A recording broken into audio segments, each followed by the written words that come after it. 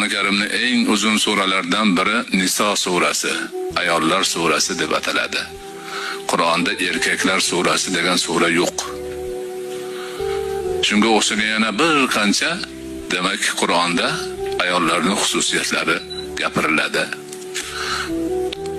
Alloh taolo bandalariga farzand berishi borasidagi oyatda avval qizlarni e'tiborga olgan.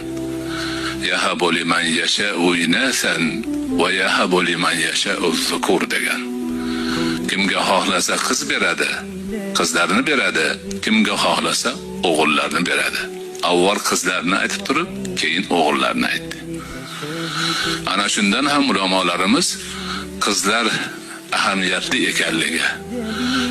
Shundan ulamolarimiz musulmon ummati demak xulosa chiqarganki, qiz tug'ilganda oilada o'g'il tug'ilgandan ko'ra xursandchilikni, shodiyonani bo'rttirib qilish kerak degan ma'noda.